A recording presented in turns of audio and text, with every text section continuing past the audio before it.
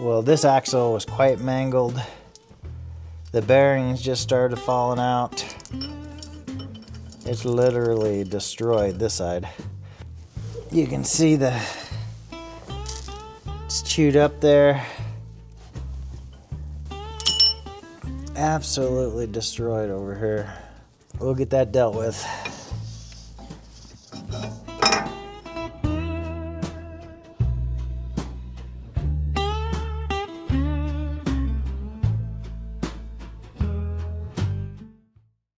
I'm Sean, you're watching Hacking Patina, and we're back on this 1958 DJ-3A working to hopefully complete this Dana 44 rear axle.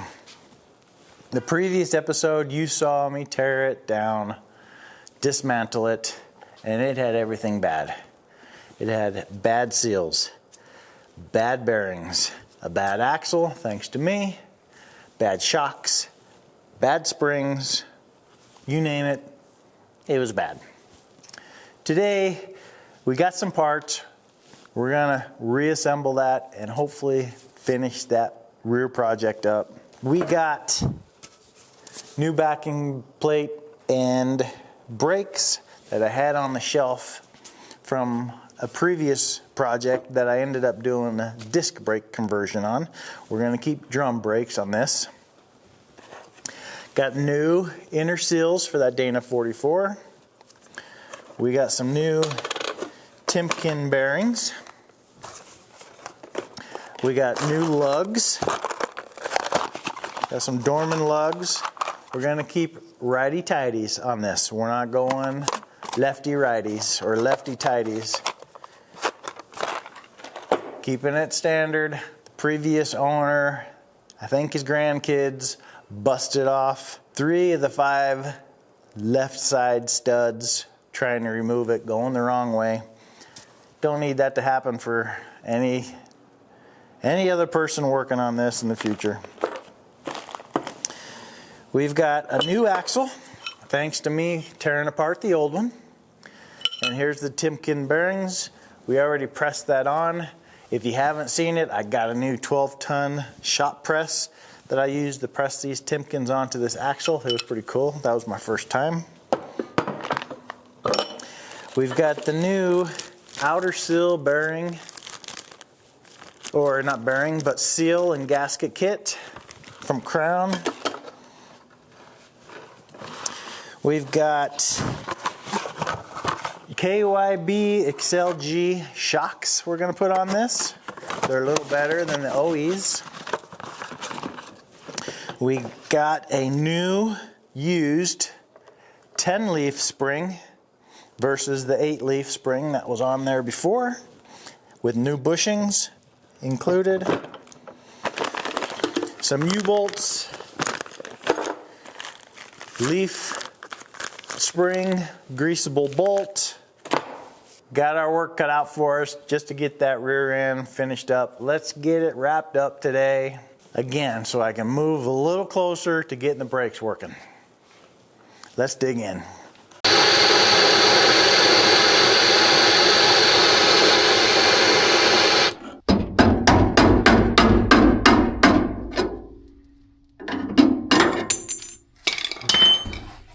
Whew, that was tough to get out. That one was stuck in there, welded up in there, rusted in there really bad. Really bad. We got it out. I'll clean it up. I just happen to have this cylinder sander.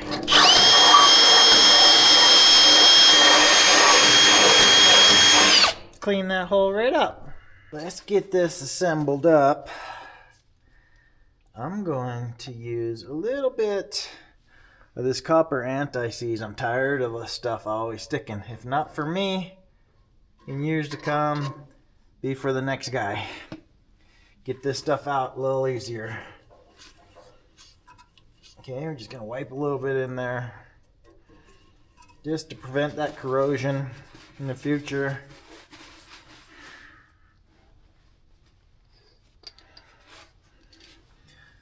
Push in our bushing. It's a poly bushing.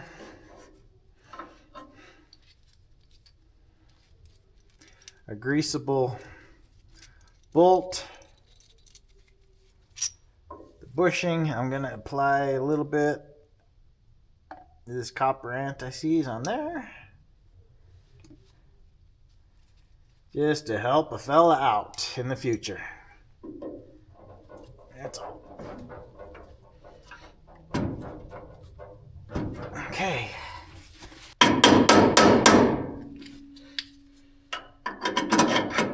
Isn't that something?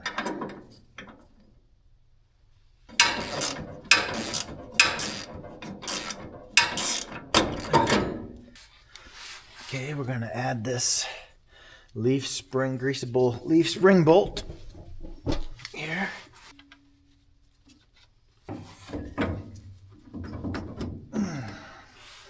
Okay.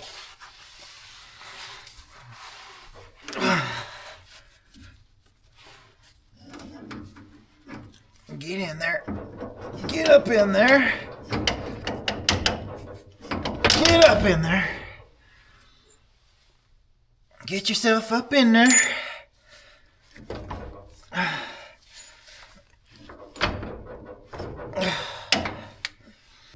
It wants to fight.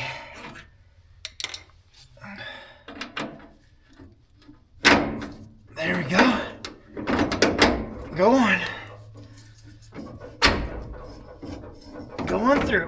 There we go. Woohoo! Castle nut.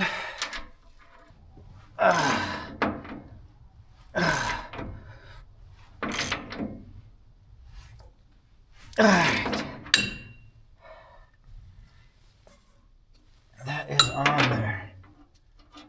There we go. Cotter pin. Bend it up. I could probably clip it a little bit. Don't need all that on there. Anti-seize on the bushing. Good. Bushing is in.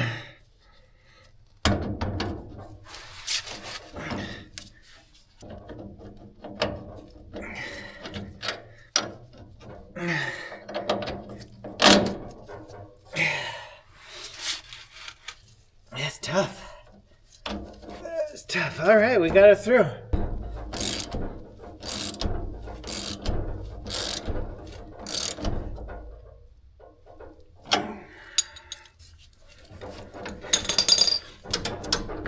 Yeah. Look at that. Nice. We've got some new U-bolts to put on. Or these leaves, yeah, the axle.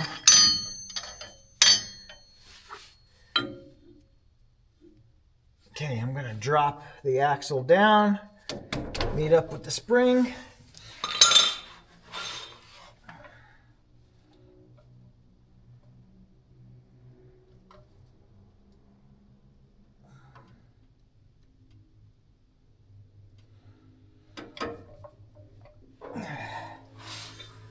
That'll do. That'll get me started.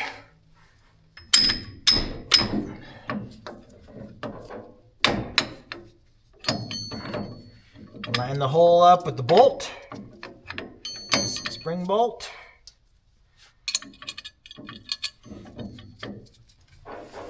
Let's drop her. Drop it down.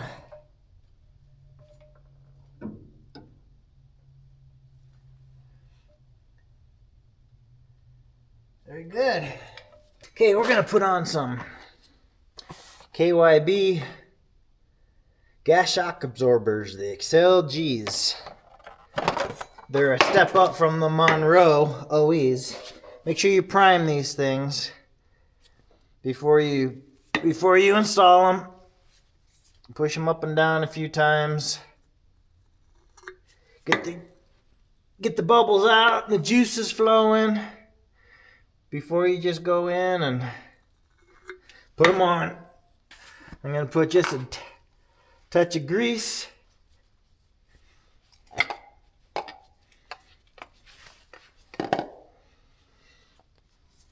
On the hangers.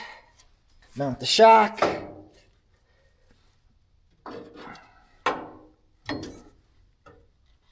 with the make and model so you can see it. Okay, cotter pins.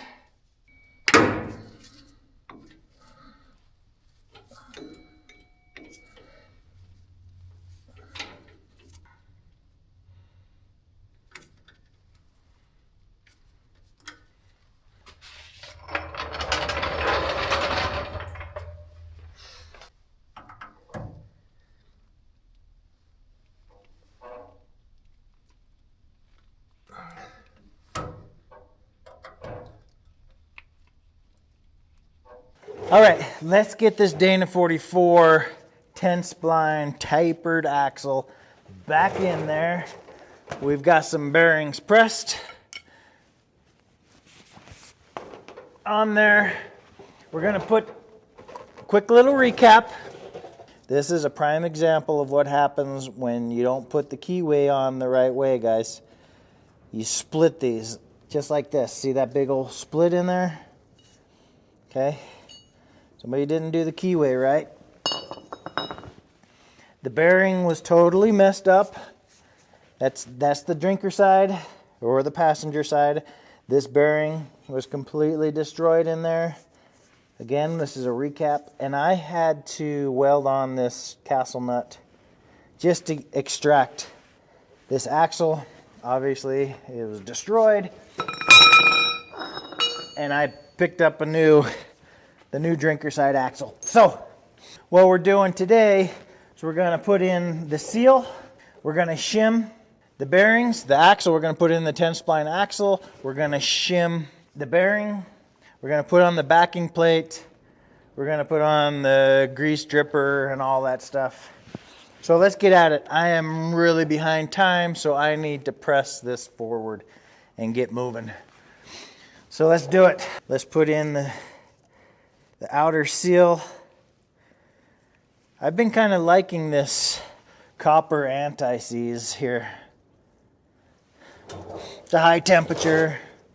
I just give it a little bit around some of this stuff just to help me or the next guy out. That's all. No particular reason. Just my little doing. Okay, we're going to tap that seal in. I've got a big enough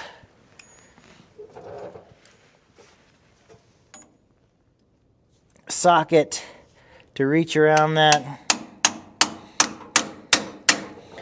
Tap it in there straight. Make sure you got the spring side on the oil side.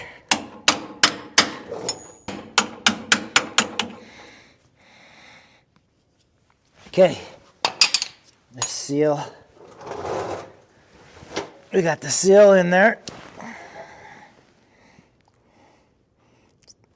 The axle. I'm going to put a little bit of grease on that seal, the rubber on that seal. Be careful sliding this in.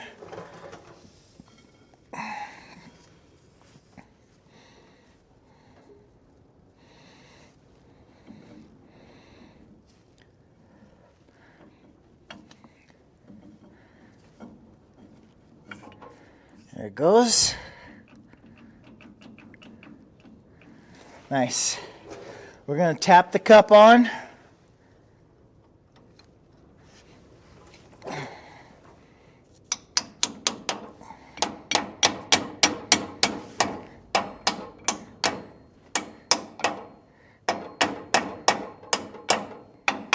There we go.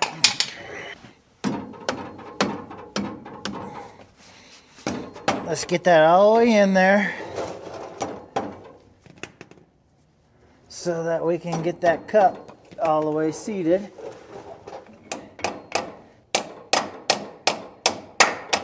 There we go.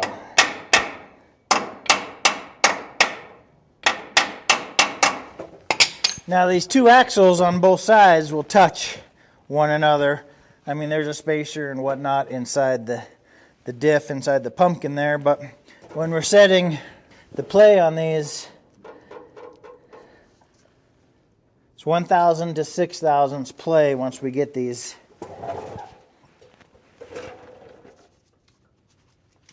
These are our shim packs. This is the shim pack. Okay. The diameter of that hole, the diameter of the shim pack hole is larger than the diameter of this plate. So this is what gives you the play in the bearings. We don't want too much pressure on those bearings, and we don't want too little. We don't want to burn them, and we don't want to just let them slide freely in there. So these shims are going to go on. Then we're going to put the plate on there, which actually holds the race, the bearing cup into place. The shims do not hold it into place. That just gets the separation from this holding the cup into place, okay? There's lots of good YouTube videos out there on how to do that. So we're just going to go through this.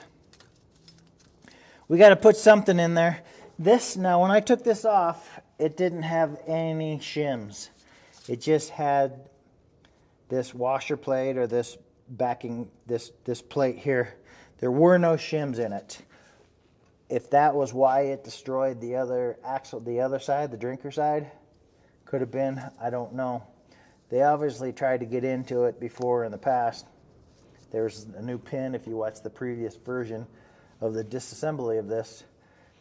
I pointed out there was a new pin in there, and then obviously the whole mess of removing that axle was just a nightmare. So there was no shims on this when I got it.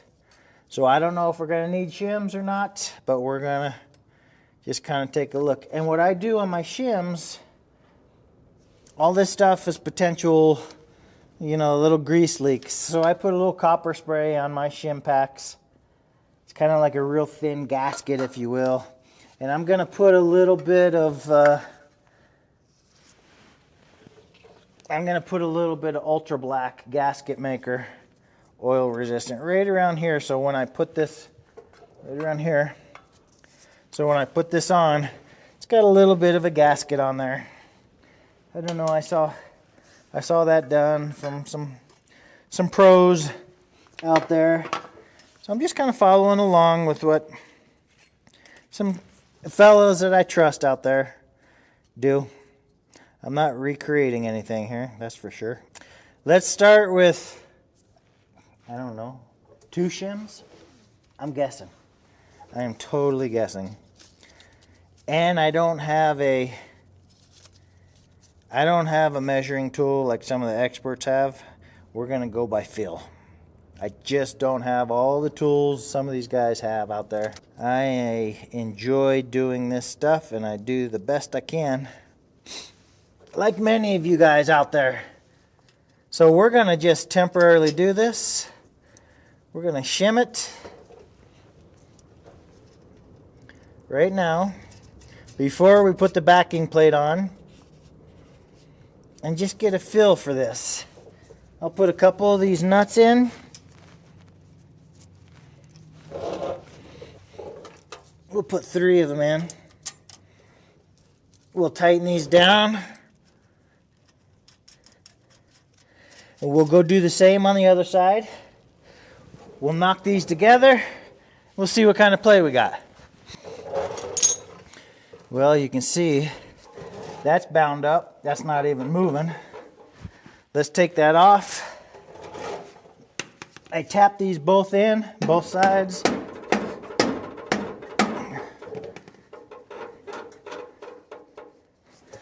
So we need some more shims than that. Okay, we got them sprayed with the copper seal, copper gasket.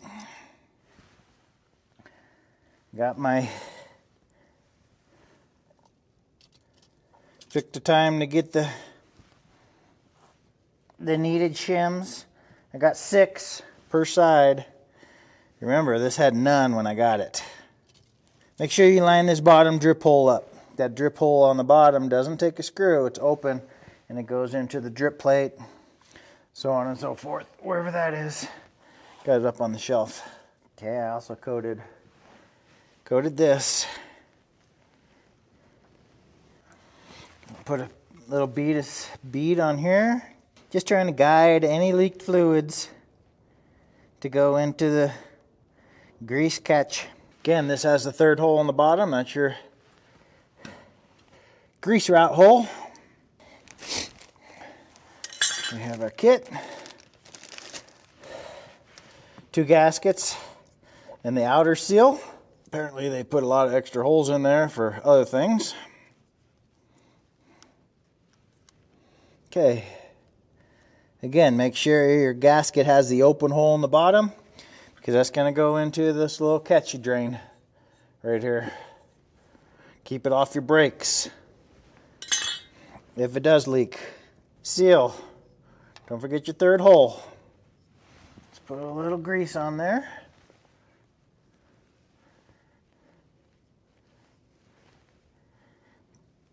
The hub's going to be sliding into that. One more gasket. And my hole's empty.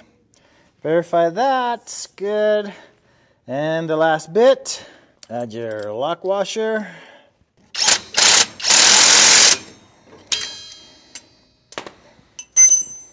We're gonna put the key and the hub on together. We're gonna slide it in this way, because on the hub it's been milled to go up on that key, so this key goes up on that upward part, so it goes in this way. And we're going to push them both on together. Now, when we put on the washer and the castle nut, that key's going to go on there and it's not going to bind all up and everything.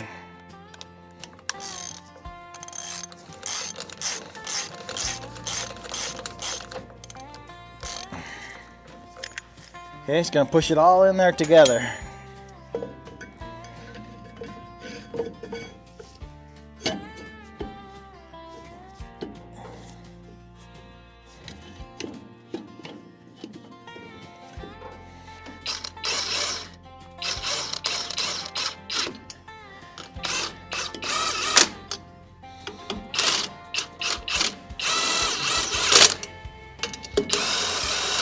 Okay, we'll adjust these brakes a little bit later.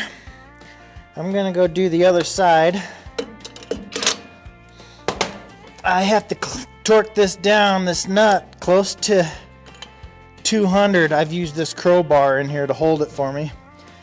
But it's taken me about 200 foot-pounds to torque that, to get it to that cotter pin hole. I had it at 150. Okay, there'll be my cotter pin. I'm gonna trim a little of that off there. Don't need all that.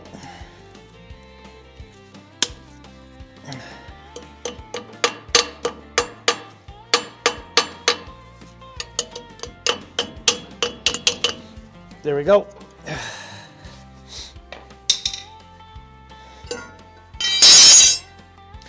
Wheels on. I just got to adjust the brakes. When that time comes, I just have these on there temporarily.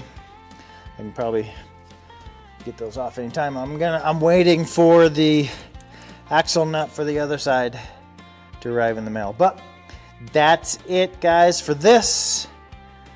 I'll put the wheel on. Let's wrap up assembling this rear axle. Woo, it was tough. It was a challenge.